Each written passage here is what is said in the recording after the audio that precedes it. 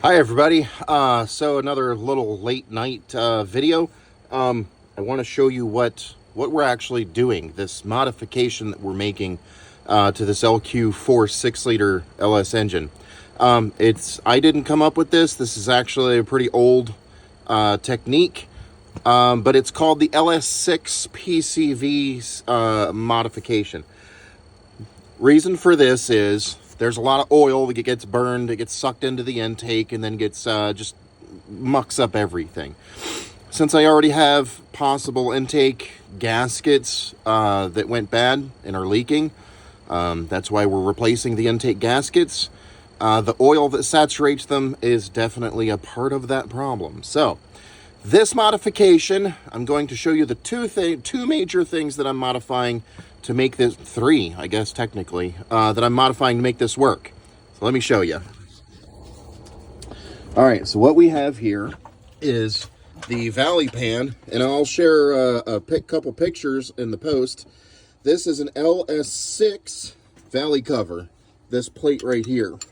So all of this plate is pretty much the same. In fact, on the top, it looks almost identical, except for this piece and some of these buttons. But this is where it gets fun. This has a port that goes to an oil separator right underneath here. So here's what this is doing. The way this used to work is we would suck air off the intake and go to this port right back here. So fresh air would go into the engine here through the crankcase and come out here into the throttle body.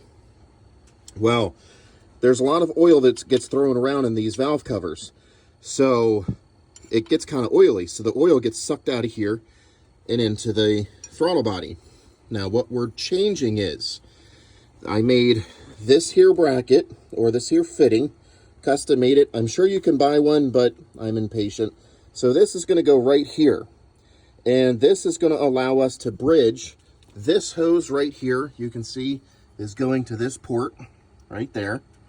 You can see the hose, right? So this fitting is going to allow me to bridge these two valve covers. They'll be linked together, and this side will go to the fresh air after the mass airflow sensor. That's where this will come from. So fresh air all behind the mass airflow sensor, so it's accounted for. Then we're going to come out of here. So the air will come out of the crankcase through here. It's going to go to an oil separator that sits right here, and then back into the throttle body. That way we have as much oil separation as possible. This modification, you probably could get away with just doing this and not having the extra oil separator. But as we did with the transmission and everything else, extra security is never a bad thing. So we're going to have an oil separator here. But what that does is it makes sure that the air that's being sucked out of the crankcase, and it's important to do that because you have to ventilate the crankcase. It helps keep the oil cleaner. Any blow-by gases that go past the rings, any carbonization, hydrocarbons that build in the oil, they get sucked out through the PCV, positive crankcase ventilation. So it gets sucked out of here.